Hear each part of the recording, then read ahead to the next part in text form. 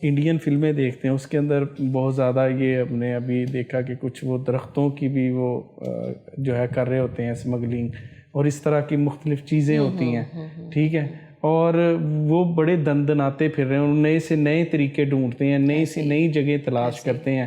Sialkot airport پہ یہی ہوا کہ جو بیگیج سکینر ہے اس میں سے تو موبائل فونز مل جاتے تھے، ایک دو کیس ایسے پکڑے گئے جس میں مسافروں نے ٹیپوں سے اپنے آپ کو موبائل باندھے ہوئے تھے اپنی باڈی کے ساتھ۔ ہم نے پھر وہاں مین سکینر دوبارہ لگایا، کیونکہ ایگزٹ پہ نارملی سکینر نہیں ہوتا، آپ نے دیکھا ایئرپورٹ آپ انٹر ہو جائیں باہر نکلتے ہوئے کوئی سکینر نہیں ہوتا۔ وہ جب ہم نے نکالا تو کئی بندوں کے ہم نے پنڈلیوں کے ساتھ سے فون کھولے، کئیوں نے ادھر سے باندھے ہوئے ہیں، تو وہ نئے نئے طریقے لوگ اپناتے ہیں۔ 2 سے زیادہ موبائل آ گئے تو پھر اس کو کیا کرتے ہیں آپ؟ ان کو کہتے ہیں کہ ڈیوٹی پے کر کے ہیں، ہاں جی، ڈیوٹی پے کر کے وہ ریلیز ہو جاتے ہیں، اس کی وہ پی ٹی اے کا ٹیکس ادا کرتے ہیں، اس کی ہمیں کنفرمیشنز لا کے دیتے ہیں تو وہ ریلیز ہو جاتے ہیں۔ زیادہ بڑی کھیپ موبائل فون کی آ جائے، جیسے کہ بہت ہی زیادہ کوئی بندہ پورا ٹیچی ہی بھر کے موبائل فونوں کا لے آیا تو وہ ظاہر ہے اس بندے کو ریلیز نہیں ہوتے، پھر ان کو ہم ضبط کر کے آکشن کرتے ہیں۔ یہ سی ایس ایس جو ہے اس کے کس طریقے سے ایگزامز ہوتے ہیں، کیا کرائیٹیریاز ہوتے ہیں؟ ہر نوجوان لڑکے یا لڑکی جو کہ پاکستان میں سرو کرنا چاہتا ہے اور جس کے اندر یہ ایک جذبہ ہے یا یہ ایک سٹریک ہے کہ میں نے گورنمنٹ آف پاکستان کا پارٹ بننا ہے اور میں نے ایڈمنسٹریشن کا پارٹ بننا ہے، کسی نہ کسی طریقے سے پاکستان کی آفیشیل کیپیسٹی میں خدمت کرنی ہے یا کنٹریبیوٹ کرنا ہے، تو اس کے لیے سی ایس ایس ایک اچھی مطلب جاب ہے، ایک اچھا شعبہ ہے۔ یہ جو سروس کے پی ایس پی اور ڈی ایم جی گروپ ہیں، ان میں کیا فرق ہے؟ سروس میں ہماری جو سول سروسز ہیں جن کو central superior service C S S کہتے ہیں، اس میں 10 سے 12 گروپ ہیں، ٹھیک ہے۔ اس میں جو پی ایس پی گروپ ہے وہ پولیس ہے، that is called police service of Pakistan, اس لیے اس کو پی ایس پی کہتے ہیں، which means police. D M G جو ہے جس کو اب پی اے ایس کہتے ہیں، پہلے اس کو ڈسٹرکٹ مینجمنٹ گروپ کہتے تھے اس لیے یہ ڈی ایم جی ہوتا تھا، اب اس کو کہتے ہیں پاکستان ایڈمنسٹریٹو سروس، اس لیے یہ پی اے ایس ہے۔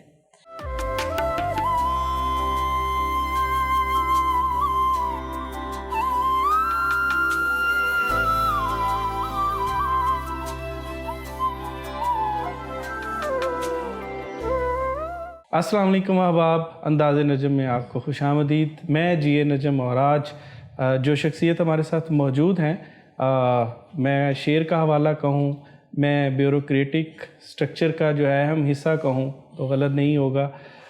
ملٹی ٹیلنٹڈ پرسنالٹی ہیں جنہوں نے نہ صرف اپنی شخصیت کو منوایا بلکہ ایک خاتون ہونے کے ساتھ ساتھ یہ ثابت کیا کہ خاتون ہونا کوئی مسئلہ نہیں ہے، بندے کے اندر جذبہ ہو تو بندہ کچھ بھی کر سکتا ہے۔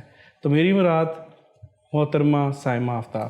السلام علیکم آپا۔ السلام علیکم، کیسے ہیں آپ؟ خیریت سے ہیں؟ پہلے تو بتائیں، آپ نجم فیلوز میں آئی ہیں، پچھلے سیٹ اپ میں تشریف لائی تھی، آج سیٹ اپ کیسا لگ رہا ہے؟ پچھلے سیٹ اپ سے بہت بہتر لگ رہا ہے، پچھلا سیٹ اپ بھی بڑا اچھا تھا۔ آپ ویسے تو پائنیئر ہیں یہ اسٹوڈیو میں اور اس سارے سیٹ اپ میں اور اس کو ریگولرلی لے کے چلنے میں، لیکن اب جو چینج آئی ہے وہ بھی بڑی اچھی لگ رہی ہے، اور میرے خیال ہے چینج ہونا چاہیے، کچھ عرصے بعد ایک آپ کو اپنا سیٹ اپ چینج کرنا چاہیے، تو بڑی جمالیاتی طور پہ بھی بہتر ہو گیا ہے اور وسیع بھی لگ رہا ہے پہلے سے، تو اللہ تعالیٰ اور برکت دے۔ اچھا، مجھے اسٹریٹ ٹو دی پوائنٹ مجھے بتائیں، ایک خاتون بیوروکریٹ اور کسٹم کلیکٹر، تو یہ کیسے یہ چیزیں مینیج کر پا رہی ہیں یہ سارا کچھ؟ بس مجھے یہ لگتا ہے کہ پرائیورٹائز کرنا پڑتا ہے اپنے وقت کو، اور جس طرح سے آپ کی بڑی 9 to 5 یا کئی دفعہ اس سے بھی زیادہ ہیکٹک جاب ہے اور اتنا بڑا سیٹ اپ بھی آپ چلا رہے ہیں اور اس میں روزانہ انٹرسٹ لیتے ہیں، تو یہ اپنی اپنی پریورٹی کی بات ہے۔ میرا یہ خیال ہے کہ میں نے جب بچے چھوٹے تھے تو شاعری والے اور ادب والی جو سرگرمیاں تھیں ان کو بہت پس پشت بھی رکھا، اس دوران کے بچوں کو ان دنوں میری ضرورت تھی۔ اب ماشاءاللہ وہ بڑے ہیں تو پھر ظاہر ہے نوکری بھی اور شاعری بھی اور اس طرح کے تمام سرگرمیاں جو ہیں اس میں اب زیادہ آنا شروع کر دیا ہے، تو ہوتا تو مشکل ہے، ظاہر ہے اپنے آپ کو انسان کو انگیج کرنا پڑتا ہے، مختلف جگہوں پہ پہنچنا پڑتا ہے، مجھے یہ لگتا ہے لیکن اس کا جو ریٹرن ہے، اس سے جو آپ کو ایک ملتی ہے سیٹسفیکشن اور ایک تسکین ملتی ہے کہ میں نے اپنی نوکری کو بھی وقت دیا ہے اور اپنے شوق کو بھی وقت دیا ہے، وہ بہت اچھی ایک فیلنگ آتی ہے. اچھا، یہ جو سی ایس ایس ہے، سی ایس ایس کرنے کا ارادہ کیسے بنا؟ اور مطلب ایک خاتون ہوتے ہوئے، مطلب یہ مجھے لگ رہا ہے کہ یہ پہلے سے جیسے ڈیسائیڈ ہوتی ہیں کچھ چیزیں، مجھے تو ایسا ہی کچھ لگ رہا ہے. تو یہ کیسے ممکن ہوا کہ آپ نے سی ایس ایس جو ہے وہ میرا خیال 99 میں آپ نے شاید کیا ہے؟ جی. تو یہ کیسے یہ اس سائڈ پہ آپ نے سوچا اور کیسے آپ نے؟ میرے لیے یہ سائڈ اصل میں نئی نہیں تھی، کیونکہ میرے فادر بھی سی ایس ایس آفیسر تھے. صحیح. لیکن جب میں بچپن میں سائنسز پڑھ رہی تھی اور اچھے مارکس آتے تھے سائنسز میں، تو میری والدہ کا رجحان یہی تھا کہ ڈاکٹر، چونکہ اس کا آپ کو یاد ہوگا کہ اس زمانے میں ڈاکٹر اور انجینئر بننے کا ایک جو بچوں کو تربیت دی جاتی تھی کہ اسی طرف ہی سوچنا ہے، تو اس وقت سوچا ہوا تھا کہ ڈاکٹر بنوں گی. اچھا. لیکن میٹرک سائنس میں کرنے کے باوجود اور بڑا میرٹ پہ آنے کے باوجود بھی میں نے لائن سوئچ کر لی، کیونکہ مجھے یہ لگا کہ ڈاکٹر بننے کے لیے تو شاید میرا اتنا ذہنی طور پہ بھی رجحان نہیں ہے، اور لمبا راستہ ہے بہت زیادہ، ایف اے، پھر 5 سال کا ایم بی بی ایس، پھر اس کے بعد اسپیشلائزیشن اور بہت کچھ. تو میں نے پھر جنرل سائنسز میں اپنے آپ کو شفٹ کر لیا، اور بی اے کے بعد ہی سی ایس ایس کے ایگزامز دے دیے، کیونکہ پھر میں نے یہ مائنڈ بنا لیا کہ اب میں نے اس طرف آنا ہے اور سی ایس ایس کرنا ہے والد کی طرح. اچھا، کسٹمز، پہلے تو مجھے بتائیے آپ کی پہلی ترجیح تھی کہ کسٹمز کے اندر ہی جانا ہے، اور ایک خاتون ہوتے ہوئے کسٹمز کا انتخاب کرنا کتنا مشکل فیصلہ تھا؟ اس وقت ترجیح آپ اس کو سمجھ لیں کہ میری پہلی تھی تو نہیں، بیکاز حالانکہ میرے father C S S officer تھے اور مجھے زیادہ بہتر ہونا چاہیے تھا ان چیزوں کے بارے میں معلومات، جیسے لوگ کہتے ہیں کہ معلومات بالکل نہیں ہوتی، لیکن میری بہتر تھیں. اس کے باوجود والد صاحب نے مجھے ڈی ایم جی کے لیے ڈسکریج کیا، جس کو اب پی ایس گروپ کہتے ہیں، جو سول ایڈمنسٹریشن گروپ ہوتا ہے. اس کے لیے ابو نے ڈسکریج کیا. انہوں نے یہ کہا کہ اس کے لیے کچھ نہ کچھ آپ کو پولیٹیسائز ہونا پڑتا ہے، کسی نہ کسی پولیٹیکل پارٹی کے ساتھ اٹیچ ہونا پڑتا ہے، اور پولیٹیکل انفلوئنسز بہت زیادہ ہیں. اور میرے والد نے اپنی نوکری میں بہت اس چیز کو برداشت کیا، ریزسٹ کیا، اور اس کی وجہ سے سفر بھی کیا. تو وہ اس کے حق میں نہیں تھے. انہوں نے کہا کہ آپ کسٹم سروس تو مت لیں، اور وہ اس کے بہت حق میں تھے کہ فورن سروس آپ لے لیں. ٹھیک ہے. لیکن پھر وہی ہوا کہ فورن سروس کے حق میں امی نہیں تھی.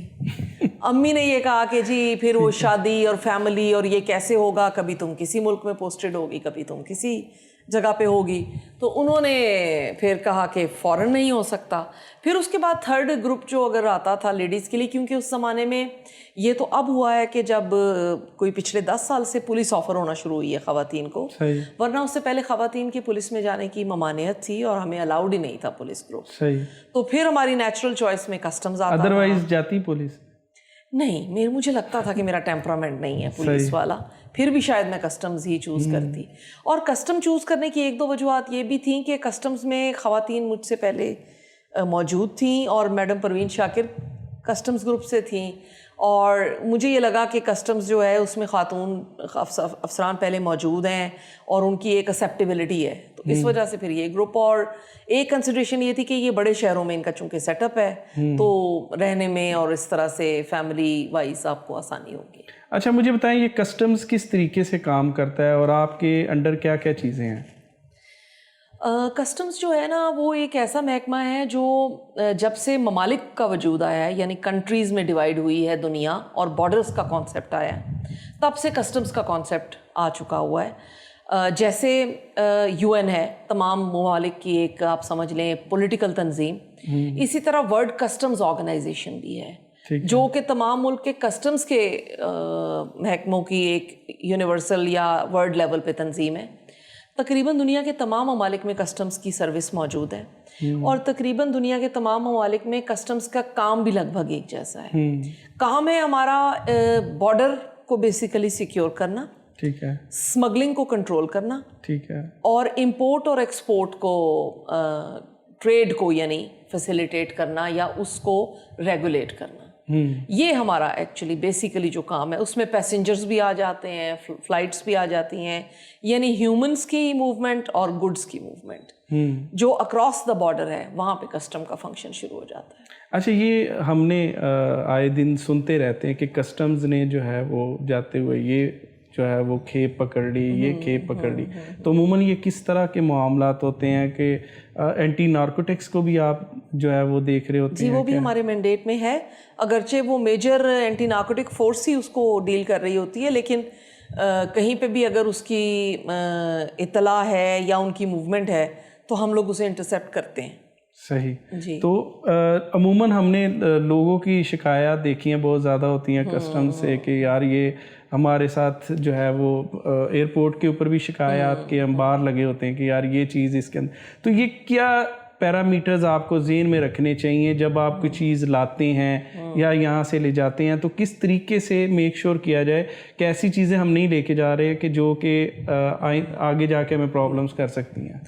असल में कस्टम्स की जो गुड्स हैं जो स्मगल्ड जिनको कंसिडर किया जाए या इम्पोर्टेबल एक्सपोर्टेबल नहीं है, उनकी लिस्टें चेंज होती रहती हैं ओवर द ईयर्स। यानी हर साल 2 साल में उसमें कोई ना कोई तब्दीली आ सकती है।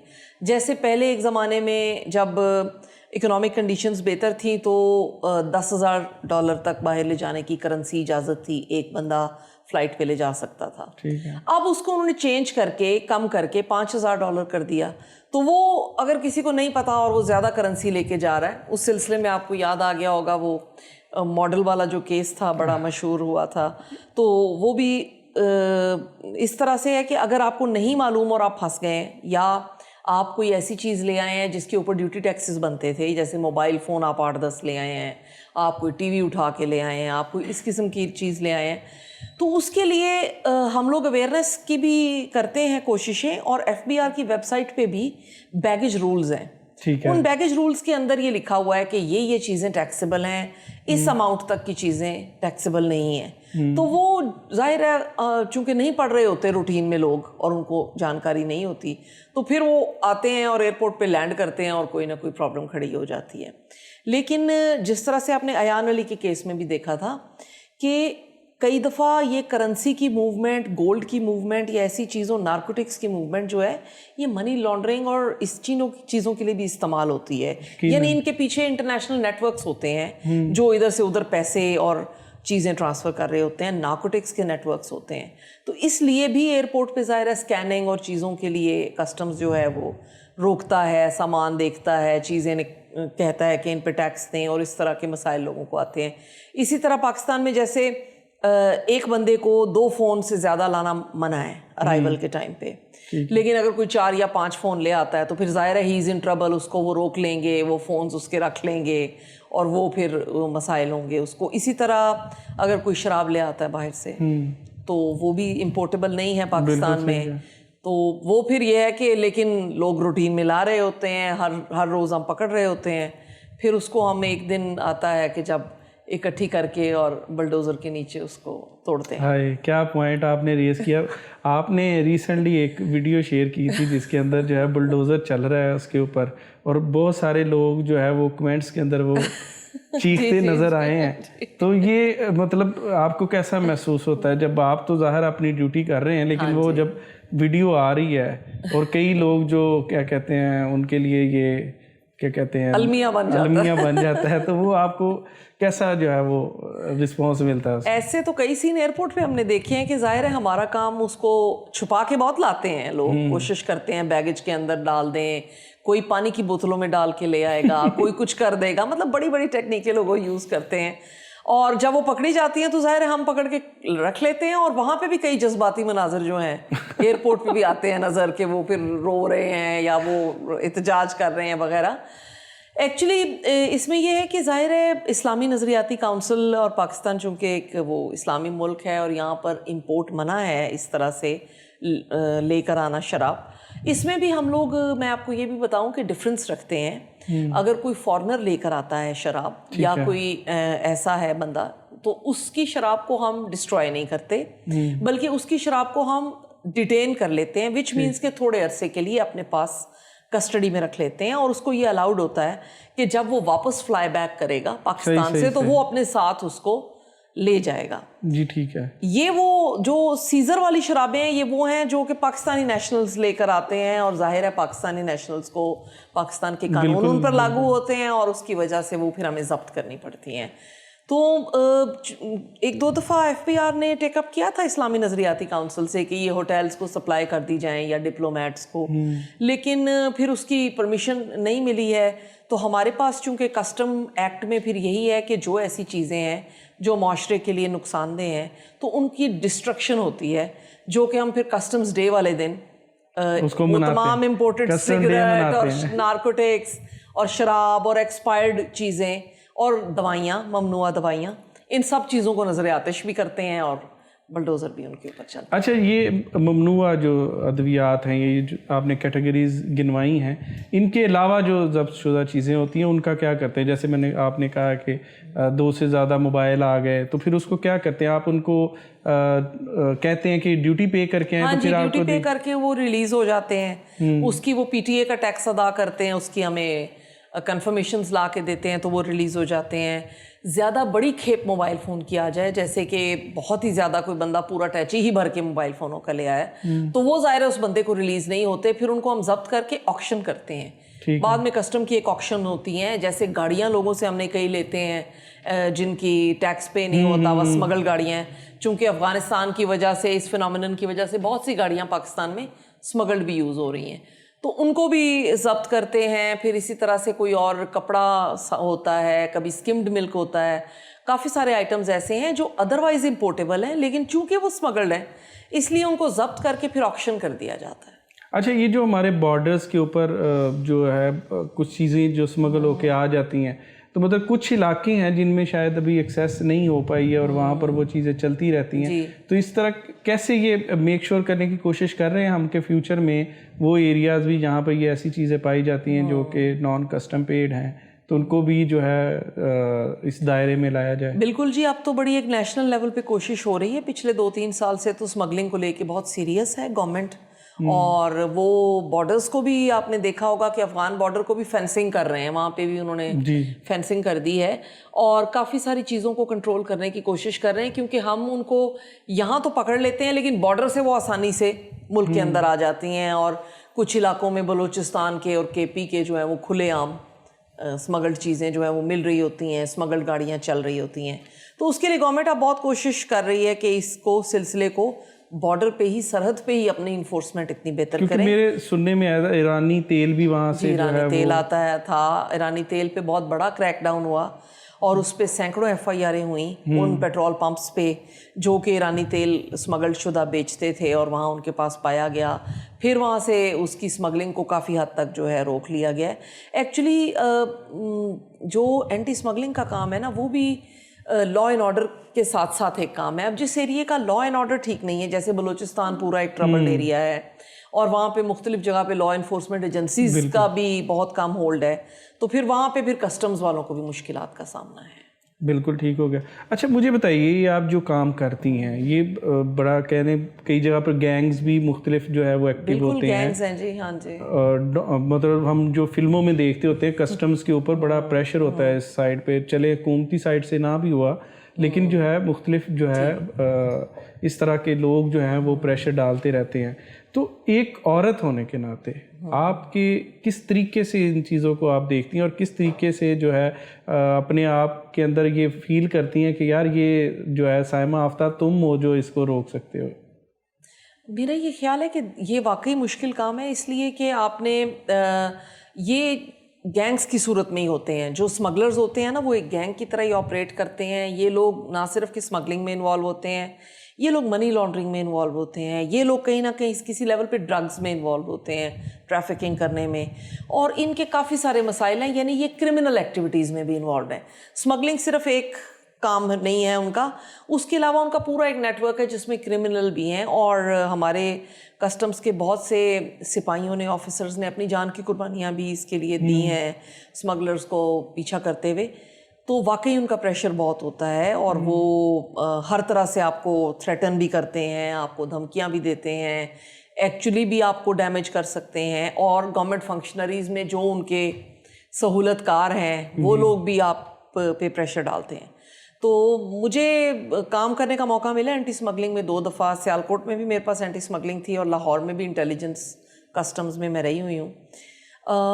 مجھے یہ ہوتا ہے کہ میرا ایک یہ ضرور ماننا ہے کہ اگر گورنمنٹ فنکشنری لا فلی اپنا کام کرے تو جو اسمگلر ہے وہ کوئی آپ کو مطلب اس قدر نہیں کر سکتا پریشرائز کہ آپ گھٹنے ٹیکنے پہ مجبور ہو جائیں. ایک دفعہ اگر آپ سٹینڈ لے لیں, اور بینگ اے وومن میں یہ سمجھوں گی کہ مجھے زیادہ فائدہ یہ ہوا کہ وہ اس طرح سے کھل کر جو ہے میرے دو بدو نہیں آ سکے. حالانکہ ہم نے بہت سے اسمگلرز پہ ڈائریکٹ FIRs دیں اور ان میں سے کچھ لوگ اریسٹ بھی ہوئے, تو وہ بہت زیادہ پریشرائز انہوں نے کیا مجھے. لیکن عورت ہونے کی وجہ سے یہ فائدہ ہوا کہ میرا سوشل سرکل اس قسم کا نہیں تھا کہ جس کے ذریعے وہ مجھے اپروچ کر سکتے, یا وہ مجھے آ کے تھریٹن کر سکتے, یا وہ آ کے کوئی پریشر یا انفلوئنس مجھ پہ ڈالنے کی کوشش کرتے. تو میرا ان کو بلکہ زیادہ ہی نقصان ہوا عورت ہونے کی وجہ سے کہ مجھے وہ مینیج ہی نہیں کر سکے کہ اب یہ کس طرح سے اس آفیسر کو قابو کریں.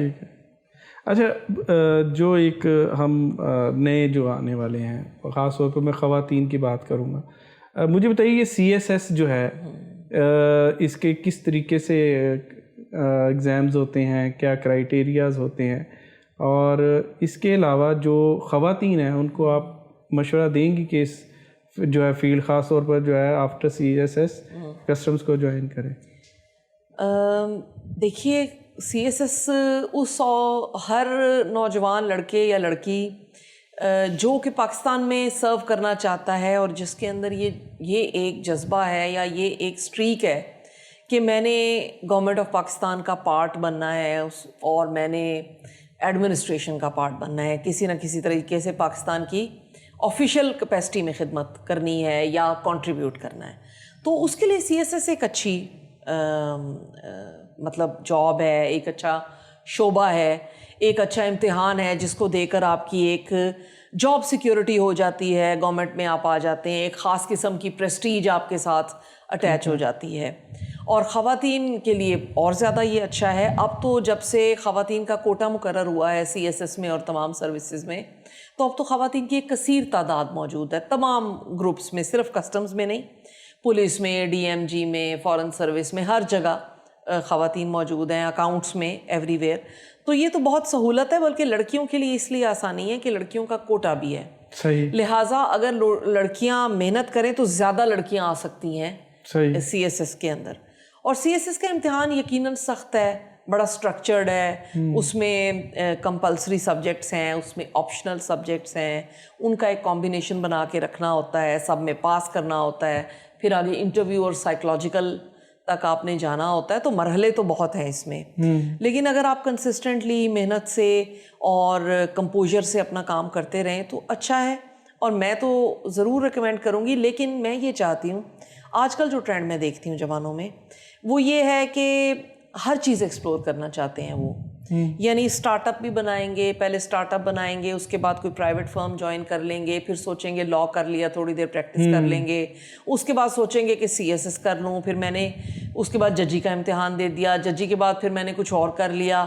مجھے یہ لگتا ہے کہ اٹ از ویری امپورٹنٹ کہ آپ اپنی گریجویشن سٹیج پہ ہی اپنے ایپٹیٹیوڈ, اپنے فیوچر اور اپنے مزاج اور ان سب چیزوں کو انالائز کر کے سیلف اویئرنیس کے ساتھ ایک فیصلہ کریں کہ میں اپنی زندگی میں کون سی چیزیں ہیں جو مجھے سوٹیبل رہیں گی آگے کیریئر کے لیے, اور پھر کوشش کریں کہ اس میں تمام محنت فوکسڈ ہو کے کریں, بجائے اس کے کہ آپ ڈسٹریکٹڈ رہیں. کیونکہ اب میں نے یہ دیکھا ہے کہ یہ بچوں میں بہت رجحان ہے, جو نئے آنے والے ACs ہیں, جو نئے آنے والے انسپیکٹرز ہمارے ہیں, وہ یہ ہے کہ وہ پہلے FIA میں بھی رہ کے آ چکا ہے, پھر وہ پہلے کسی پرائیویٹ فرم میں بھی تھا, پھر وہ اب ادھر آ گیا ہے, ادھر سے بھی وہ NOC مانگ رہا ہے کہ میں نے کہیں اور جانا ہے, کوئی چھوڑ کے باہر جانے کی سوچ رہا ہے. تو مجھے یہ لگتا ہے کہ تھوڑے سے نا ان کی کنفیوژن ہے ان کے اندر. تو اگر گریجویشن, ایک تو پاکستان میں یہ بھی ایشو ہے کہ کیریئر کاؤنسلنگ کی اس طرح سے بچوں کو نہیں ایک اپرچونٹی ملتی. بالکل. دوسرا یہ کہ ابھی تک بھی یہ ایک ایلیمنٹ ہے کہ ہماری فیملی کے پریشرز ہوتے ہیں, امی کہہ رہی ہیں یہ بنو, جیسے میں نے اپنی بھی آپ کو سٹوری سنائی, ابو کہہ رہے ہیں یہ بنو, یا کوئی اور کسی اور کو دیکھ کے وہاں اس لائن پہ چل پڑے. اٹ از مچ بیٹر کہ آپ سیلف اویئر ہوں, آپ کو معلوم ہو کہ یہ میرا مزاج کی چیز ہے, یہ میرے ڈائنامکس ہیں, اس کے حساب سے مجھے یہ چیز چوز کرنی چاہیے, اور پھر اس کے لیے اپنے آپ کو اسٹرائیو کریں. پاکستان میں رہنا ہے, ایک آنریبل عزت دار نوکری آپ نے کرنی ہے, بہت زیادہ پیسے آپ کو نہیں چاہیے ہیں زندگی میں, بہت مٹیریلزم نہیں ہے اگر آپ کے اندر, تو پھر سول سروسز ایک اچھی اپرچونٹی ہے, آپ اس میں رہیں اور اس میں تھرائیو کریں. ایک خاص لگے بندے نظام کے تحت آپ کنٹریبیوٹ بھی کرتے ہیں کنٹری کی ڈیولپمنٹ میں, کنٹری کے افیئرز میں, اور آپ کی ایک پریسٹیجیس تھوڑی سی جاب بھی ہوتی ہے. اچھا مجھے بتائیے, یہ CSS کا جو ایگزام بندہ کہہ لے کہ پاس کر لیتا ہے, پھر اس کے بعد ایک ہم نے دیکھا ہوتا ہے آج کل سوشل میڈیا پہ بھی آتے ہیں مختلف موک ایگزامس جو ہے وہ پریکٹس کروا رہے ہوتے ہیں, تو جو انٹرویو ہے اس کو کلیئر کرنے کا کیا طریقہ ہے, کوئی آپ گائیڈ کرنا چاہیں کوئی؟ میں نے اب تو خیر بڑی اسپیسیفک اکیڈمیز کھل گئی ہیں جو پاسٹ کویسچنز پریپیئر کرواتی ہیں, موک پینل بنتے ہیں بالکل کے لیے, موک سائیکولوجیکل پینل بنتے ہیں سائیکولوجیکل کے لیے. اب تو بڑی سہولیات موجود ہیں کہ اس طرح سے پوری ڈرل ہی کرا دی جاتی ہے, بچوں کو پہلے سے ہی تیاری کرا دی جاتی ہے. میرا یہ خیال ہے کہ انٹرویو جو ہے نا وہ آپ کے نالج کا امتحان اتنا زیادہ نہیں ہوتا جتنا بڑا وہ آپ کی پرسنالٹی کو اسیس کرنے کی ایک کوشش ہوتی ہے پینل کی طرف سے. یعنی وہ یہ جاننا نہیں چاہتے کہ آپ کو 1975 یا 1857 کی کوئی بات ڈیٹیل کے ساتھ یاد ہے یا نہیں, یا جرمنی پتہ ہے کہ کس جگہ پہ ہے یا نہیں. مطلب this is not what they are requiring, they are judging you as a person. کوشش کریں گے وہ آپ کو بیچ میں ایسے کویسچن دیں جس سے آپ ٹریگر ہوں, تاکہ وہ دیکھیں کہ آپ کا ایموشنل کنٹرول چیزوں کے اوپر کیا ہے. دوسرا وہ آپ کا کریکٹر اسیس کرنے کی کوشش کریں گی کہ اگر آپ کو نہیں آتا ہے کوئی answer, so how are you responding to that. بالکل ٹھیک ہے, کہ بجائے اس کے کہ آپ ان کو گھمائیں, it would be much better کہ آپ آنیسٹی سے بتا دیں کہ یہ چیز مجھے اس کے بارے میں علم نہیں ہے, بجائے اس کے کہ آپ اپنا وہاں پہ ایسا نالج جھاڑیں جو آپ کے پاس نہیں ہے. تو انٹرویو کو کلیئر کرنے کا میرا یہ خیال ہے کہ ہر ایک کو میں یہ ایڈوائز کروں گی کہ they should be confident, they should be honest, and they should be comfortable, they should be themselves. کچھ اور بننے کی یا وہاں پہ کچھ نہ کچھ اور امپوسٹر بننے کی کوشش نہ کریں کہ جی بہت ہی میں نے ان کو امپریس کر کے جانا ہے. اگر آپ کمفرٹیبل اور کانفیڈنٹ رہیں گے تو انٹرویو کا سب سے بیسٹ کی یہ ہے. اچھا مجھے بتائیے, یہ جو سروس کے PSP اور DMG گروپ ہیں ان میں کیا فرق ہے؟ سروس میں ہماری جو سول سروسز ہیں جن کو سینٹرل سپیریئر سروس CSS کہتے ہیں, اس میں 10 سے 12 گروپ ہیں. ٹھیک ہے. اس میں جو PSP گروپ ہے وہ پولیس ہے, that is called police service of Pakistan, اس لیے اس کو PSP کہتے ہیں, وچ مینس پولیس. DMG جو ہے جس کو اب PAS کہتے ہیں, پہلے اس کو ڈسٹرکٹ مینجمنٹ گروپ کہتے تھے اس لیے یہ DMG ہوتا تھا, اب اس کو کہتے ہیں پاکستان ایڈمنسٹریٹو سروس, اس لیے یہ PAS ہے. اس کے بعد کسٹمز ہے, پھر ان لینڈ ریونیو سروس ہے جس کو FBR بھی ہم لوگ کہتے ہیں کامن زبان میں, انکم ٹیکس کہا کرتے تھے پہلے ان لوگوں کو. اس کے بعد اکاؤنٹس کی ایک سروس ہے جس کو اکاؤنٹنٹ جرنل, اور آپ سمجھتے ہیں ڈپٹی اکاؤنٹنٹ جرنل وغیرہ وغیرہ. پھر ہمارے پاس ایک کنٹونمنٹ کی سروس ہے, ایک ریلوے کی سروس ہے, ایک پوسٹل کی سروس ہے, ایک انفارمیشن سروس ہے, فورن سروس ہے. اس طرح سے ہمارے کافی سارے گروپ ہیں, اور ایک سیکریٹریٹ گروپ ہے جو اسلام آباد میں فیڈرل سیکریٹریٹ کے اندر ہوتا ہے. تو تقریباً 10 سے 12 گروپ ہیں جو سارے ہی CSS ہیں ایکچولی, لیکن چونکہ ایک ٹریڈیشن ہے کہ PSP اور DMG کو ان میں سے زیادہ اوپر میرٹ ہوتا ہے ان کا, اور اوپر والے کینڈیڈیٹس آپٹ کرتے ہیں, تو ان کو ٹاپ لیول کی سروس جو ہے وہ سمجھا جاتا ہے, کیونکہ ظاہر ہے ان کے دائرہ اختیار میں بہت ساری چیزیں ہیں, جیسے کہ پولیس کے پاس بہت پاورز ہیں اور ایڈمنسٹریٹو سروس والوں کے پاس پاورز ہیں. تو یہ گروپس جو ہیں ان کو ایلیٹ گروپ بھی کہا جاتا ہے سول سروسز کا. بالکل ٹھیک ہو گیا. اچھا مجھے بتائیے کہ اپنی سروس کے دوران کوئی اسمگلنگ کا کوئی انٹرسٹنگ واقعہ آپ کے ذہن میں ہو تو؟ بہت سے واقعات ہوتے ہیں اسمگلنگ کے, امپورٹ کے, اور بڑے وہ آپ کو یاد بھی رہ جاتے ہیں. پہلے میں 1-2 امپورٹ کا ایک آدھ سنا دیتی ہوں کہ پہلی دفعہ میں DC تھی اور واگا سے آپ سمجھیں تجارت شروع ہوئی, واگا بارڈر سے انڈیا سے, اور پہلی دفعہ وہاں سے لائیو بکرے آنے تھے, اور اس کے لیے ایک ریکوائرمنٹ ہے کہ کوارنٹین ڈپارٹمنٹ جو ہے وہ آئے گا, اور وہ ظاہر ہے ان بکروں کو اپنی کسٹڈی میں رکھتے ہیں, پھر وہ ان کے سیمپلز لیتے ہیں, ان کو آبزرو کرتے ہیں کہ کیونکہ کوئی بھی اینیمل یا پلانٹ اگر کسی اور کنٹری سے آتا ہے تو یہ پوری دنیا میں اصول ہے کہ وہ اس کو ٹیسٹ کرتے ہیں کہ یہ کوئی ایسا وائرس لے کر ہمارے کنٹری میں انٹر نہ ہو کہ جو کل کو ہمارے اینیملز یا پلانٹس کو نقصان پہنچائے. تو وہ عجیب و غریب اس وقت کوئی ماڈیلٹیز بھی طے نہیں تھی, سمجھ نہیں آ رہا تھا کہاں سے ٹریڈ کرنی ہے, کیا ہونا ہے. وہ واگا بارڈر کے اوپر پتہ چل, پھر اینڈ پہ یہ طے ہوا کہ انڈین ٹرک ادھر سے آ کے لگے گا اور ادھر سے پاکستانی ٹرک لگے گا, اور پھر وہ بکرے جو ہیں ٹرک ٹو ٹرک جو ہے موو کریں گے. تو وہ کافی مطلب یادگار سین تھا کہ وہ واگا بارڈر والی جہاں پریڈ ہو رہی ہے اس کے اوپر 2 ٹرک کھڑے ہیں اور بکرے ایک سے دوسرے میں جو ہے وہ جا رہے ہیں, ٹرانسفر ہو رہے ہیں. اسی طرح جب میں سیالکوٹ میں تھی تو ایک پورا جہاز بھر کے آیا گائے اور بیلوں کا. اچھا. وہ لائے تھے ہالینڈ سے, اور وہ کوئی فارم ہاؤس ہے پاکستان میں, فارمز بنے ہوئے ہیں بڑے بڑے اس کے لائف سٹاک کے, اس کے لیے وہ پورے جہاز میں سے وہ بھی بڑا ایک سین تھا کہ بڑے بڑے کنٹینرز میں وہ گائے بھینسیں اور پورے فل فلیج وہ مطلب فلائٹ تھی. It was a flight full of 250-300 گائے اور بیل اور اللہ جانے کیا کیا, ان کے ساتھ تھوڑے کاوز بھی تھے چھوٹے چھوٹے, اور وہ ایک بڑا تھا. اسمگلنگ میں ہمیشہ تھرلنگ ہوتی ہے کیونکہ اسمگلنگ میں کئی دفعہ آپ کو روڈ پہ چیز بھی کرنا پڑتا ہے اسمگلرز کو, اور فائرنگ کا خطرہ ہوتا ہے, اور اس طرح سے آپ کر رہے ہوتے ہیں چیزیں. تو ہمیں ایک بڑا ہمارا آپریشن ہوا تھا جب میں ڈائریکٹر انٹیلیجنس لاہور میں تھی, تو وہ 2 اسمگلرز زیادہ بڑے ہیں, مشہور ہیں کہ ان کے سامان آ رہا ہے اور چیزیں آ رہی ہیں. تو وہ ہم جگہ جگہ پہ کھڑے ہوئے اس انفارمیشن کے مطابق, تو ایک کے بعد ایک ٹرک پکڑا جا رہا ہے اور ان سے وہ ساری چیزیں برآمد ہو رہی ہیں. اور اس کے بعد جو ہے وہ تقریباً at the end of the day کوئی 20-21 کنٹینر بن گئے, اور وہ کافی بڑا کیس ہو گیا. پھر ان کو بڑے لیول کا مطلب کیچ ہوا. پھر ہم نے ایک دفعہ شالمی میں انفارمیشن پہ ریڈ کیا, وہاں سے ہمیں پتھر پڑے اور فائرنگ ہوئی, اور ظاہر ہے پھر اسمگلرز ریزسٹنس بھی دیتے ہیں آپ کو. تو لیکن یہ ہے کہ پھر وہاں سے ہم اپنی جو انفارمیشن والی چیزیں تھیں وہ لے آئے نکال کے. اسی طرح چھالیا کہیں سے مل گئی ہے, کہیں سے سگریٹ کا بہت بڑا گودام مل جاتا ہے. تو وہ ایکسائٹنگ ہوتا ہے, پہلے انفارمیشن ملنا, پھر اس کے اوپر آپ نے ورک آؤٹ کرنا. کئی گاڑیاں ایسی ہوتی ہیں جو ہم نے چیز کیں, پکڑیں, بعد میں ان کے لیے بہت انفلوئنشلس کے فون آتے ہیں کہ جی یہ گاڑیاں چھوڑ دیں اور اس طرح سے کریں.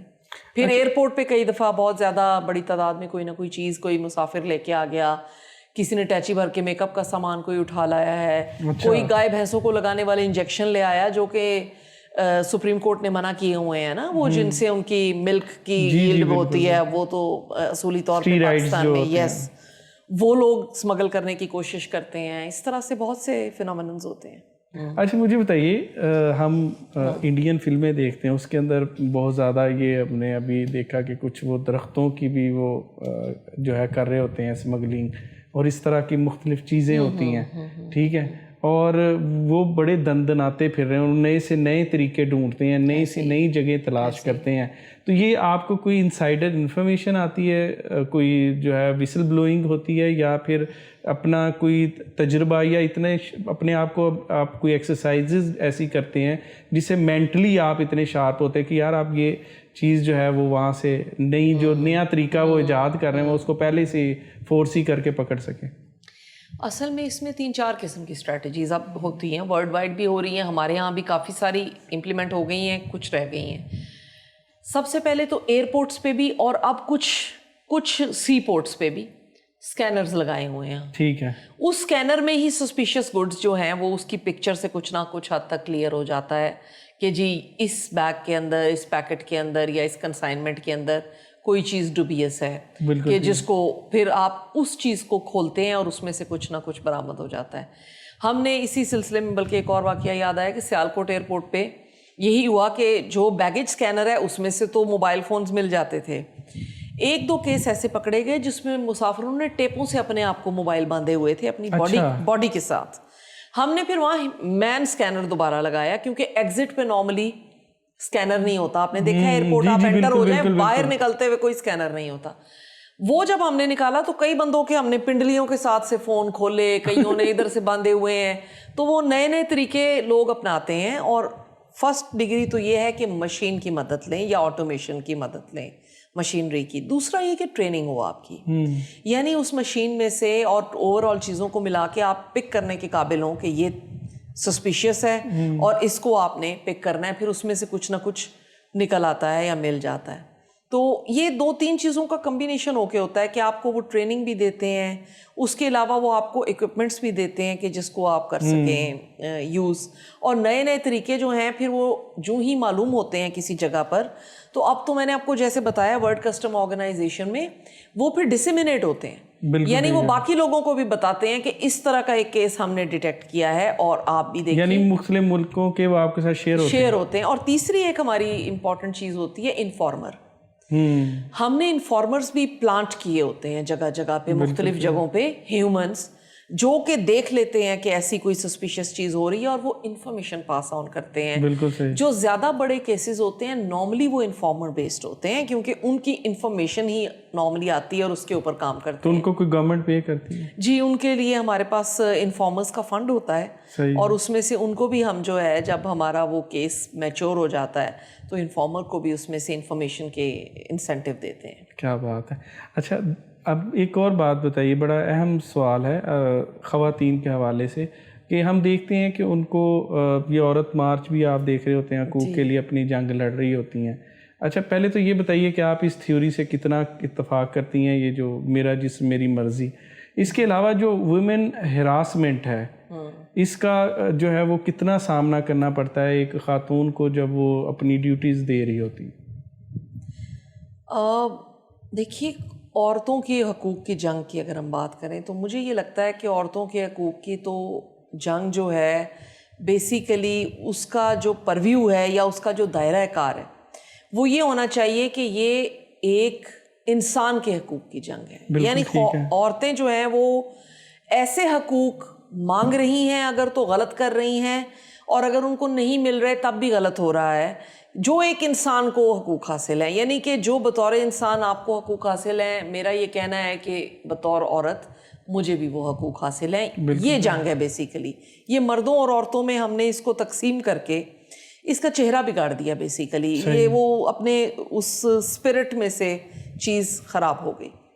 तो मेरा ये ख़्याल है कि यकीनन औरतों को मुश्किलात का सामना तो है, जेंडर डिस्पैरिटी होती है, जेंडर डिस्क्रिमिनेशन है, ये काम होते रहे हैं। ये वर्ल्ड ओवर एक फिनोमिनन है, हरासमेंट एक वर्ल्ड ओवर फिनोमिनन है कि फ़ीमेल जेंडर को इसका निस्बतन ज़्यादा सामना करना पड़ता है। ख़वातीन को ज़ाहिर है कि मैनिपुलेट किया जाता है, साइडलाइन किया जाता है, मार्जिनलाइज भी किया जाता है, वीकर सेक्स के तौर पे ट्रीट किया जाता है, और उनको अपॉर्चुनिटीज़ इकोनॉमिक भी और डेवलप करने की या अपने आप को प्रोग्रेस करने की उतनी मौजूद नहीं होती, या कम से कम उनके पास रुकावटें ज़्यादा होती हैं। देखिए, एक मर्द निकलता है घर से, वो अपनी नौकरी के लिए निकलता है तो वो सारा दिन अपनी उस टाइमिंग में नौकरी पे ही कंसंट्रेट करता है और वो कैरियर के बारे में जितना वो सोचता है और संजीदा होता है। एक औरत को और बहुत से रिस्पॉन्सिबिलिटीज़ उसके ऊपर होती हैं, बच्चों को उसने देखना है, फैमिली को देखना है, उनको भी साथ लेकर चलना है। तो एक औरत जो है वो बटी होती है मुख्तलिफ़ किस्म के खानों में और ज़िम्मेदारियों में। तो जितनी डेडिकेटेडली या जितने फोकस के साथ अगर एक मर्द काम कर रहा होता है, मेरा ख्याल है औरत को फिर डबल एफर्ट करनी पड़ती है अपने आप को मनवाने के लिए कि नहीं, मैं भी सीरियसली जॉब कर रही हूँ, मैं भी अपना वक्त और अपनी जो है एफर्ट्स वो दे रही हूँ किसी भी जॉब को। आहिस्ता आहिस्ता ये मामला जो ख़वातीन के हकूक़ वाला है वो इतना बिगड़ गया कि अब तो मुझे लगता है कि मर्दों को अपने हकूक़ के लिए मर्द मार्च भी करना चाहिए।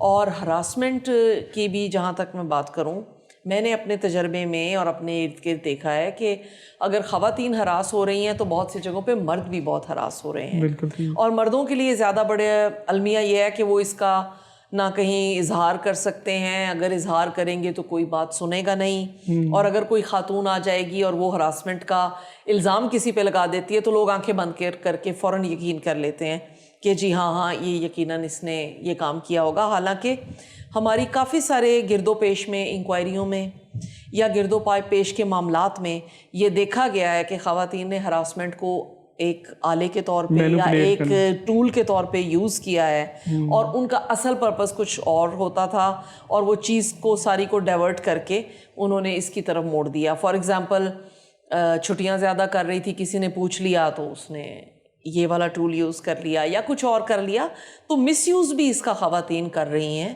اور لیکن یہ بڑا ٹرکی اس وجہ سے ہے کہ ہراسمنٹ ہوتی بھی ہے. میں نے بھی ایکسپیرینس کی اپنی زندگی میں, اپنے ارد گرد اور بہت سی خواتین کو دیکھا کہ جو ہراس ہوتی ہیں. اور ہراس صرف میں یہ نہیں کہوں گی کہ sexual harassment is the only kind of harassment. ایک خاتون کی کو ڈیمین کرنا خاتون ہونے کی وجہ سے, اس کو ترقی کے یا میجر پوسٹنگز کے یا فیلڈ کے اتنے مواقع نہ دینا, اس کو ہر وقت کہنا کہ جی یہ تو بچوں کو دیکھ رہی ہے اور اس قسم کی باتیں کرنا, یہ سب بھی تو ہراسمنٹ کے زمرے میں آتا ہے کہ آپ اگر اس کو کسی بھی طرح سے ڈسکریمنیٹ کریں. تو میرا یہ خیال ہے کہ وہ موجود بھی ہے ہراسمنٹ, اور اس کا مس یوز بھی بہت ہو رہا ہے. اور اب اس کو ذرا اس چیز پہ توازن لانے کی ضرورت ہے کہ یہ نہ ہو کہ ہم خواتین کے حقوق کی بات کرتے کرتے مردوں کو بالکل جو ہے وہ دیوار سے لگا دیں, اور ہر بات پہ ان کو جو ہم مورد الزام ٹھہراتے ہیں اس میں 100% حقیقت کئی دفعہ موجود نہیں ہوتی. اچھا مجھے بتائیے کہ ایک جو بیلنس ٹائپ, دیکھیں میں آپ کو ایک تخلیق کار کے طور پہ جانتا ہوں, ایک ہاؤس وائف کے طور پہ جانتا ہوں, ایک ورکنگ لیڈی کے طور پہ دیکھتا ہوں. آپ نے ماشاءاللہ اپنے بچوں کی بہت عمدہ تربیت کی. تو مطلب یہ ایک بیلنسڈ زندگی کے اندر کس طریقے سے انسان چل سکتا ہے؟ بیلنسڈ زندگی ایکچولی نا یہ ایک کوئی کیا اس کا فارمولا ایک وقتی فینومینن نہیں ہے. بیلنسڈ آپ کو اپنے آپ کو زندگی میں یا دن میں بھی کئی مرتبہ کرنا پڑتا ہے. مطلب یہ ایک کنٹینیوس ایکسرسائز ہے جس کو آپ لے کر چلتے ہیں, اور ڈیلی بیس پہ آپ بہت سی چیزوں کو بیلنس آؤٹ کرتے ہیں. میرا یہ خیال ہے کہ آپ کی زندگی کے جو جو فیزز گزرتے جاتے ہیں اس کے مطابق آپ اپنی پریورٹیز کو اگر ری آرگنائز کرتے جائیں, اور اس کے بعد یہ دیکھتے جائیں کہ اس وقت میری زندگی میں سب سے زیادہ اہمیت اگر فیملی ٹائم کی ہے تو میں اس پہ توجہ دوں. اب اگر میری زندگی میں یہ اہمیت ہے کہ کیریئر کی کو ریکوائرڈ ہے تو تھوڑا سا ٹائم کیریئر کو زیادہ دیں. اگر آپ کو لگے کہ اب زندگی میں اپنے تخلیق کے شوق میں اور اپنے اس کنیکٹ کرنے سے اپنے آپ میں اور شاعری میں اور ان چیزوں میں مجھے واپس جانے کی ضرورت ہے, تو پھر وہاں پر بھی آپ وقت دیں. تو every day it's a struggle actually, کہ آپ دیکھ رہے ہیں آپ کسی چیز کو پس پش ڈال کے کسی دوسری چیز کو اہمیت دے رہے ہیں. یہ مشکل ہوتا ہے, لیکن اس کے لیے مجھے لگتا ہے کہ آپ کو ذہنی توازن بھی آپ کا بہتر ہونا چاہیے, چیزوں کو پریورٹائز کرنے کا طریقہ بہتر ہونا چاہیے, اور آپ کو سب کو کوشش کرنی چاہیے کہ ہر آپ کی جو لائف کا خانہ ہے نا اس میں آپ نے ڈیلی بیس پہ کوئی نہ کوئی یا پروگرس آپ کریں, آپ چیزوں کے نالج میں رہیں, آپ ہر ایک کی اس اپنے کھانے میں شامل رہیں, موجود رہیں. یہ نہیں ہو سکتا کہ ایک وقت میں آپ بس ایک چیز کریں اور پھر دوسری بھول جائیں, یہ تو بڑا مشکل ہو جاتا ہے. تو ملٹی ٹاسکنگ ہے اس کا راز. اس کا راز یہ ہے کہ آپ پرسسٹنس رکھیں, استقامت رکھیں. اس کا یہ راز ہے کہ آپ ایفیشینٹ ہوں. اس کا یہ ہے کہ آپ اپنی چیزوں کو پریورٹائز کریں, انرجائز کریں. یہ سب اس کی ایک مطلب ایک میں یہ فارمولا کہوں گی, بلا وجہ اپنا ٹائم ویسٹ نہ کریں, بلکہ دیکھیں بہتر یوٹیلائز میں اس کو یہاں پر اگر کر سکتا ہوں, اپنے لیے اپنی فیملی کو ضرورت ہے تو یہ والا ٹائم میں ان کو نکال کے دوں. تو مجھے لگتا ہے کہ یہ آپ کو ہر وقت حاضر دماغ رہنا پڑتا ہے اس کے لیے بہت زیادہ. اچھا, یہ عموماً ایک تھیوری بھی پیش کی جاتی ہے فیمنسٹ کی طرف سے کہ جناب مرد کو بھی خواتین کے ساتھ ان کا ہاتھ بٹانا چاہیے. تو اس سے آپ کتنا اتفاق کرتی ہیں؟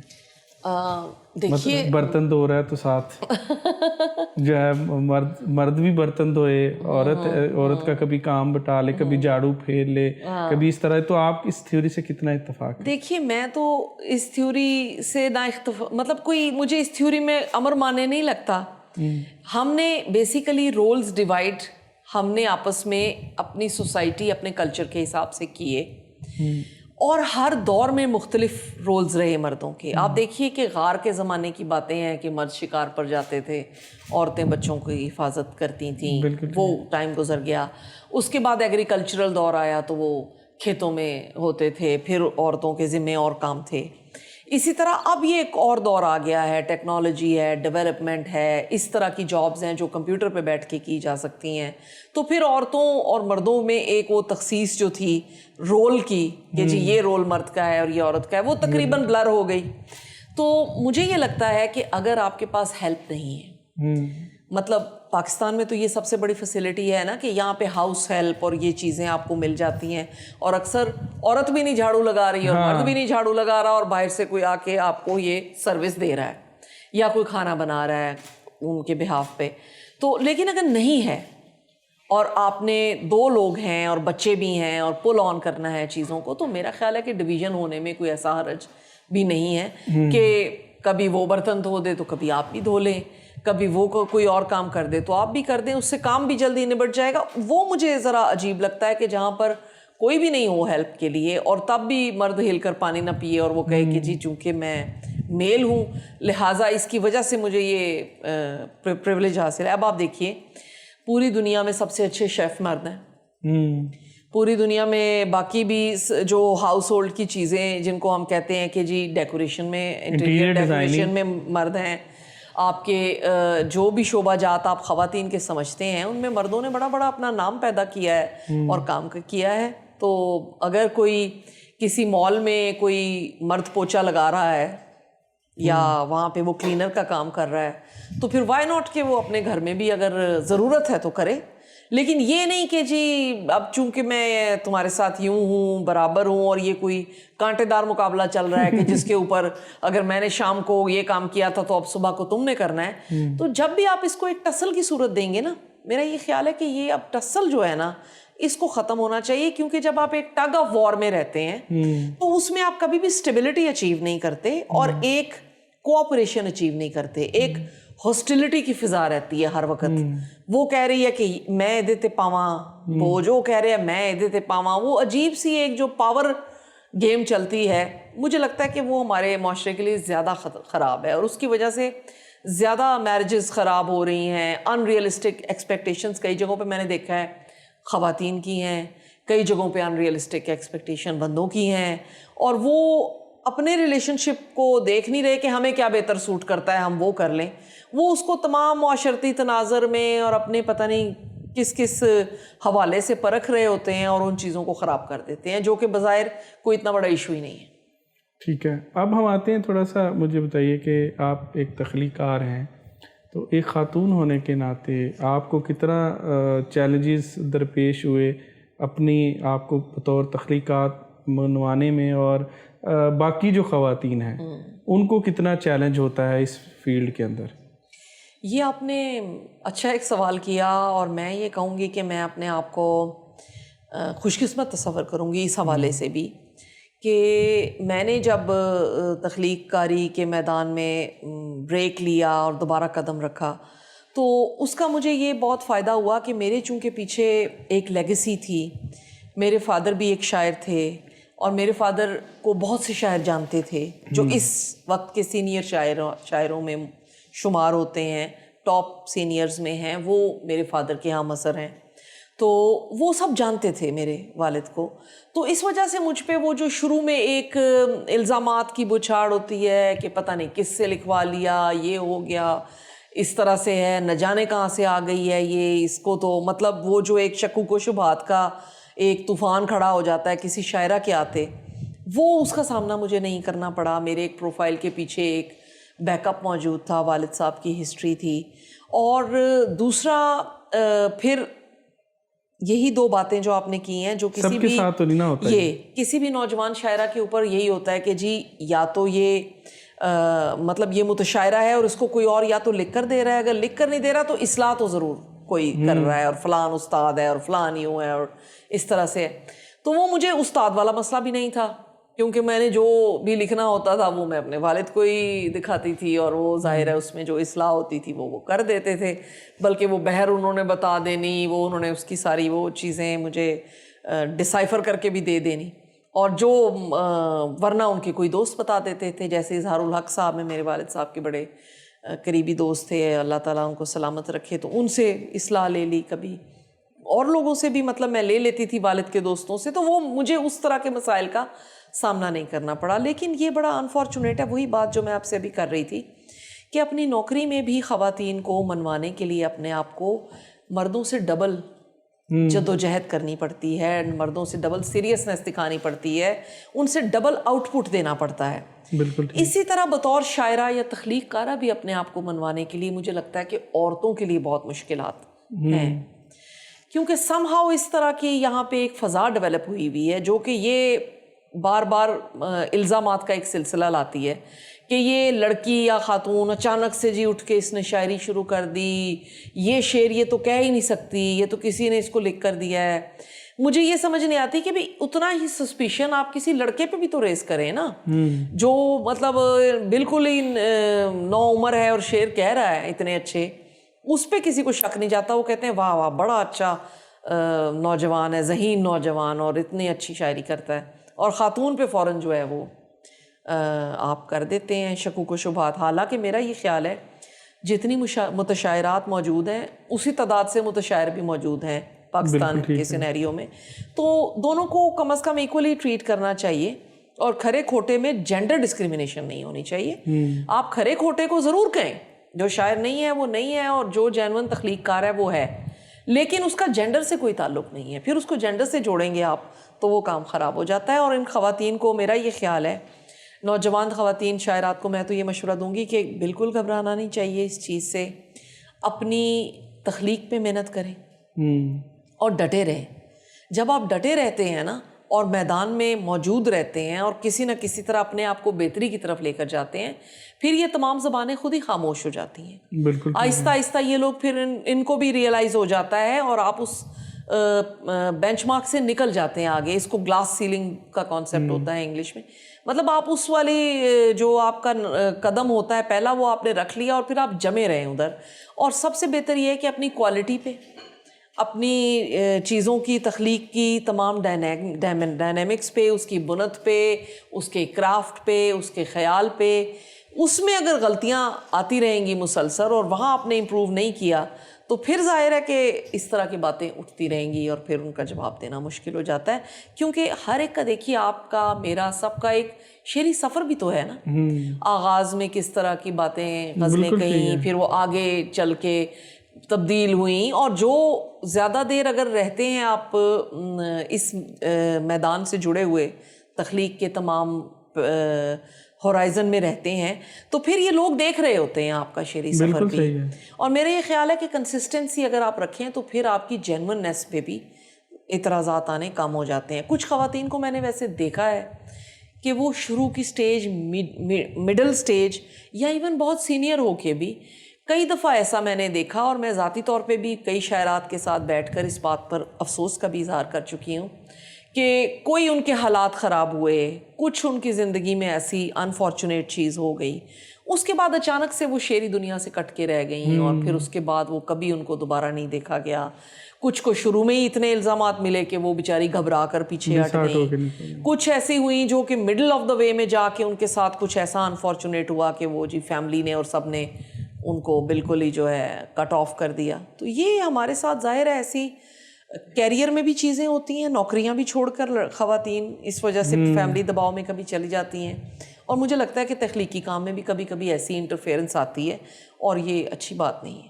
اچھا مجھے ایک بات بتائیے, کہا جاتا ہے کہ خاتون جو ہے مشاعرے کے اندر نثر بھی پڑھ لے تو وہ جو ہے اس کے اوپر واہ واہ ہو جاتی ہے, اور بیچارہ جو ہے مرد ہے وہ کتنا اچھا شعر لکھ کے لے آئے تو وہ کہتے اچھا چل واہ. تو اس سے کتنا اتفاق کرتی ہیں؟ میں تو اس سے اتفاق خیر اتنا نہیں کرتی. میرا یہ خیال ہے کہ یہ ہائیلی ڈپینڈ کرتا ہے کہ سامعین آگے کس قسم کے موجود ہیں, جس مشاعرے میں بھی آپ ہیں. اور خاتون کو خاتون ہونے کی وجہ سے داد شاید اتنی نہیں ملتی. اس میں بھی ظاہر ہے کہ یہ ایک ٹو وے کویسچن ہے. میں نے آج تک ٹک ٹاک پہ اور مشاعروں میں جو سب سے زیادہ داد ملتے دیکھا ہے وہ ان نوجوان شعراء کو ملتے ہوئے دیکھا ہے, اور وہ سب میل ہی ہوتے ہیں زیادہ تر, مطلب 90 سے 95% تو میں نے ان کو دیکھا ہے کہ وہ میل ہیں. خواتین کو بھی داد ملتی ہے, اور ان میں سے کچھ کو تو جینون داد مل رہی ہوتی ہے اسی وجہ سے کہ وہ شعر ہی اچھا کہتے ہیں.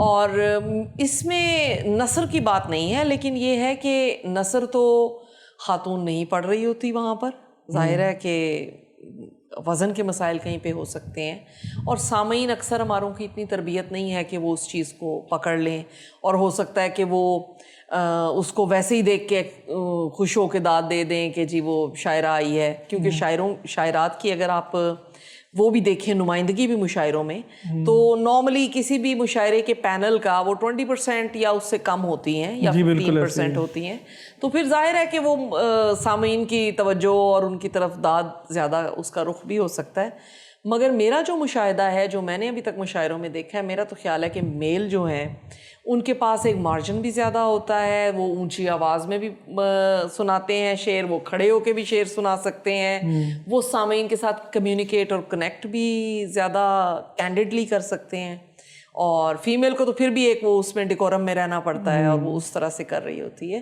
تو یہ باتیں بھی بس گلاں ہی بنیاں ہوئی ہیں میرا خیال ہے۔ اچھا، مجھے بتایا شاعر کو فل ٹائم شاعر ہونا چاہیے یا ساتھ کوئی جو ہے جاب بھی ہونی چاہیے؟ یہ بڑا اہم سوال ہے، کیونکہ پاکستان کے اندر ظاہر ہے اس کو ایز اے جو ہے کیریئر تو نہیں لیا جا سکتا نا، کچھ لوگوں نے لیا ہے لیکن وہ بھی ہمارے سامنے ہے کہ وہ بیچارے کتنے برے حالات سے ہیں، کوئی ایک دو کے علاوہ تو باقی تو ہم کوئی مثالیں نہیں دے سکتے۔ تو آپ کا کیا اس بارے میں خیال ہے؟ دیکھیے میرا یہ خیال اس بارے میں یہ ہے، کنسیڈرڈ جو ایون جو ڈیولپڈ کنٹریز بھی ہیں وہاں پہ بھی وہ کوئی تخلیق کار کو کوئی زیادہ کمپنسیٹ تو میرا نہیں خیال کہ کوئی بہت اس کو میں یہ کہوں گی کہ یہ کوئی لوکریٹو فیلڈ ہے۔ تخلیق کی طرف انسان آتا ہی اپنے ایک اندرونی اس کو ایک انسینٹیو ہوتا ہے، ایک اس کے اندر تحریک ہوتی ہے، ایک اس کے اندر جذبہ ہوتا ہے، اس کو فلفل کرنے کے لیے ایکچولی وہ تخلیق کی طرف آتا ہے، چاہے وہ مصوری ہے، چاہے وہ موسیقی ہے، چاہے وہ شاعری ہے، کوئی اور ٹیلنٹ ہے۔ اب اس سلسلے میں اگر اس کو کچھ آمدن ہو جاتی ہے تو وہ ایک انکنسسٹنٹ آمدن ہے، وہ اس کا تعلق نہیں ہے اس کے ٹیلنٹ کے ساتھ، کبھی بھی وہ اس کے ساتھ میئر نہیں کی جا سکتی۔ یہ تو ہماری ایک اپنی تخلیقی نیڈ ہے، I would say creative need ہے، جس کی وجہ سے ہمارے اندر کریٹیو ہونے کا یا کریٹیوٹی کا ایک چینل آؤٹ کرنے کا میڈیم ہے ہمارے پاس۔ اس کو کیریئر بنانا جو ہے نا، میرا یہ خیال ہے کہ مشکل ہو جاتا ہے معاشی طور پہ۔ تو کہا تو جاتا ہے شاعری پورا بندہ مانگتی ہے۔ ہاں جی، یہ ضرور ہے، لیکن آپ اپنے آپ کو ذہنی طور پہ اس کے ساتھ ضرور کمیٹڈ رکھیے، آپ اس کو پریورٹائز کیجئے اپنی لائف میں، یہ میں ضرور کہوں گی۔ پورا بندہ تو آج کل کے جو ڈیولپمنٹ کا دور ہے، آپ نے دیکھا ہے کہ ہر انسان ہی کتنے خانوں میں بٹ گیا ہے کہ مکمل ٹائم تو وہ کچھ بھی نہیں رہ گیا نا، نہ وہ امپلائی رہ گیا ہے، نہ وہ کسی کا شوہر رہ گیا ہے، نہ وہ کسی کا ماں باپ رہ گیا ہے۔ تو مجھے نہیں لگتا کہ وہ ظاہر ہے مغلیہ دور میں جب شاعری اور اس سے پہلے شاعروں کے جو مراعات تھیں، ان کو وظائف مل جاتے تھے، وہ مطمئن رہتے تھے کہ ہم یہ کریٹیو کام کر رہے ہیں اور گورنمنٹ ہمیں پیٹرنائز کر رہی ہے اس کام کے لیے۔ اب ظاہر ہے کہ پوری دنیا میں وہ ایک رواج موجود نہیں ہے۔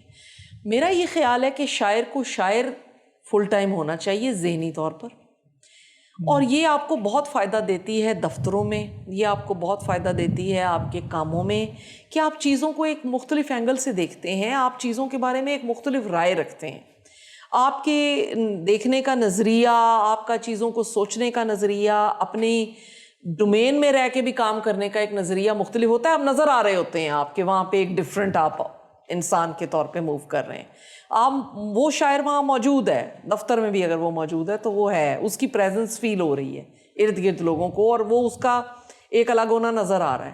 لیکن میں یہ نہیں کہوں گی کہ اپنے آپ کو اس طرح سے منسلک کریں کہ میں نے اس کو کمائی کا ذریعہ کسی طرح سے میں بنا سکوں گا، کیونکہ جب آپ اس کو بالکل اپنے فائنانسز کے ساتھ ڈائریکٹلی اٹیچ کر دیں گے، پھر آپ شاعری کے ساتھ بھی مخلص نہیں رہ سکتے، پھر آپ کو وہاں پر بھی پیسے کمانے کے طریقے سوچنے ہیں، اور پھر آپ اپنے شعر پہ کمپرومائز کریں گے، پھر آپ ہو سکتا ہے اور بہت سی چیزوں پہ کمپرومائز کریں، جس سے کہ آپ کی تخلیق پہ امپیکٹ میرا خیال ہے آئے گا۔ اچھا، عموماً آپ نے کہا کہ وہ آفس میں بھی شاعر ہی شاعر ہوتا ہے، سارا اس میں سو سکتا ہے، لیکن اب جو لوگ وہاں پہ بھی ذہن کا کام کرتے ہیں، جو مطلب میرے جیسا بندہ اکاؤنٹنٹ ہے، उससे बेचारे से बाकी तो गलती हो जाती है, सबसे होती है, मेरे जैसे अकाउंटेंट से गलती होती है तो कहते हैं हाँ क्या किन शेरों के कौन सा शेर सोच रहे हो। तो आपको कभी ऐसी सूरत हाल का? जी बिल्कुल बिल्कुल बिल्कुल। ये जो है ना, मतलब उसका जो एक तख्लीककार होने का या एक शायर या शायरा होने की जो तोहमत है, वो तो हमें अपने दफ्तरों में या अपने काम में या जिस जगह पे भी हम एम्प्लॉयड हैं वहाँ पे उठानी पड़ती है, क्योंकि वो जो एक हमारी सोसाइटी में डिफरेंस है या एक किसी की समहाउ, मैं ये ज़रूर कहूँगी कि पाकिस्तान इस लिहाज से बहुत तनज़्ज़ुली का शिकार ज़रूर हुआ कि हमने अपने क्रिएटिविटी को सेलिब्रेट करना छोड़ दिया। आप सोचिए कि 60, 70, 50, 80 की दिहाइयों में हमने अपने शायरों को सेलिब्रेट किया। फैज़ का नाम आज तक मौजूद है, मुनीर नियाज़ी का नाम मौजूद है, सादकैन का नाम मौजूद है। सिंगर्स देख लें आप उस ज़माने के, नाज़िया हसन, ज़ुहैब, फिल्मों वाले सिंगर्स, मैडम नूरजहां, बहुत कुछ, मतलब हर शोबा ज़िंदगी में अदाकारों को सेलिब्रेट किया।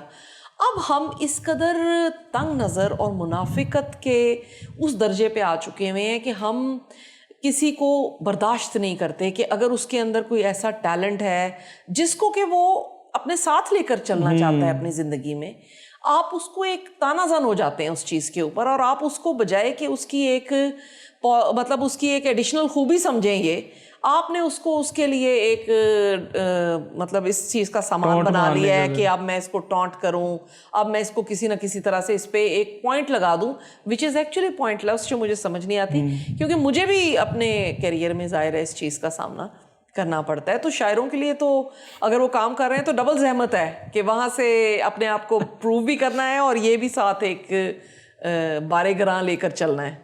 वो सोफिया बेदार साहिबा वो एक स्टेज के ऊपर ना बात कर रही हैं, तो बात करते हुए उन्होंने एक दफ़ा कहा, कहते हैं हम बाकी लेट हो जाएं तो वो कहते हैं जनाब मेरी जो है वो ट्रैफिक में लेट हो गया, यहाँ पे ये मसला हुआ गया, ये मसला हो गया। कहते हैं हम लेट हो जाते तो कहते हैं हाँ गज़ल सोच रहे थे। तो ऐसी भी सूरत हाल से होता है। तो मैं चाहूँगा कि आप हमें कुछ जो है अपने कलाम में से इनायत करें, तो हम फिर इसके इख्तिताम की तरफ बढ़ें। अभी आप निसाई मौज़ूआत पर भी बात कर रहे थे, तो मैं उस लिहाज से एक आपको शेर, उस गज़ल जो इस थोड़े, वैसे तो मेरी बहुत सी गज़लों में उनकी अंडरटोन्स हैं, लेकिन एक बिल्कुल ही एक्सप्लिसिट उस हवाले से है, तो मैं आपको पेश कर देती हूँ कि ज़माने के चलन से बरसरे पैकार औरत हूँ। वाह वाह वाह। ज़माने के चलन से बरसरे पैकार औरत हूँ, सो हर एक मरहले पर जबर से दो चार औरत। क्या बात है, क्या बात है। बहुत शुक्रिया। गुनाहों में बहुत भी हो तो हिस्सा निस्फ है मेरा। आहा। गुनाहों में बहुत भी हो तो हिस्सा निस्फ है मेरा। सजाओं के लिए तन्हा मगर हकदार औरत। वाह वाह वाह वाह वाह, क्या कहने। मेरे अंदर नुमू पाती हैं आने वाली नस्लें भी। मेरे अंदर नुमू पाती हैं आने वाली नस्लें भी।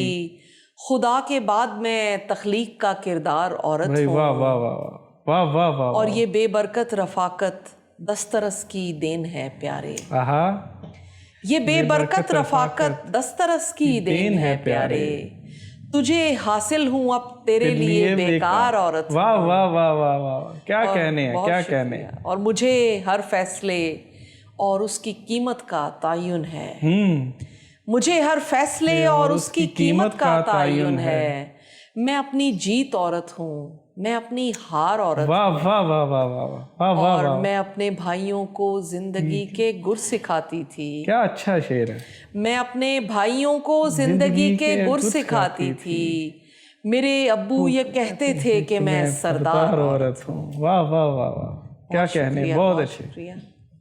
और एक और गज़ल से मैं आपको कुछ अशार पेश कर देती हूँ कि सबको इसकी पड़ी नहीं होती। क्या बात है। सबको इसकी पड़ी नहीं होती, नौकरी जिंदगी नहीं वाह वाह होती। वाह वाह, आज की पॉडकास्ट से रेलेवेंट है ये। बिल्कुल। सबको इसकी पड़ी नहीं होती, नौकरी जिंदगी नहीं होती। और आरजू भी है आरजू का फरेब। आरजू भी है आरजू का फरेब। तिश्नगी नहीं होती। क्या बात है। और कुछ भी हतमी लिखो तो याद रखो। कुछ भी हतमी लिखो तो याद रखो, कुछ भी हतमी लिखो तो याद रखो, वक्त की डायरी नहीं होती, वाह वाह वाह वाह वाह वाह। और रोज दरिया से माजरत करके, हम्म, रोज दरिया से माजरत करके, प्यास में कुछ कमी नहीं होती। क्या कहने, क्या कहने। और झूठे गम की कसम हमें अब तो, झूठे गम की कसम हमें अब तो, कोई सच्ची खुशी नहीं होती। हाय हाय हाय हाय हाय। पहले होती है उम्र भर की बात। क्या खूबसूरत शेर है। बहुत शुक्रिया। पहले होती है उम्र भर की बात, बाद में बात भी नहीं होती। क्या कहने हैं, क्या पहले होती है उम्र भर की बात, वाह वाह वाह वाह वाह, बाद में बात भी नहीं होती। क्या कहने। बहुत शुक्रिया। चले मैं अब आपको एक ताज़ा गज़ल में सुना देती हूँ कुछ अशार के। वारफ्ताओ सरशारो फिदा चाहिए मुझको, वारफ्ताओ सरशारो फिदा चाहिए मुझको, यानी दमे आगाज जो था चाहिए मुझको। क्या कहने, अच्छी ज़मीन है। अफलाक में जल बुझते रहें जो भी सितारे, अफलाक में जल बुझते रहें जो भी सितारे, रोशन तेरे माथे का दिया चाहिए मुझको। क्या कहने, वाह वाह वाह वाह वाह वाह। एक शख्स मुझे शौके दो आलम से सिवा है, एक शख्स मुझे शौके दो आलम से सिवा है, जितना भी मिले मेरे खुदा चाहिए मुझको। क्या कहने, वाह वाह वाह वाह वाह। और तुम तक भी मेरी अर्ज़े तमन्ना नहीं पहुंची, तुम तक भी मेरी अर्ज़े तमन्ना नहीं पहुंची, रह रह के बताया तो है क्या चाहिए। हाय हाय हाय हाय हाय, वाह वाह वाह। तुम तक भी मेरी अर्ज़े तमन्ना नहीं पहुंची, रह रह के बताया तो है क्या चाहिए मुझको।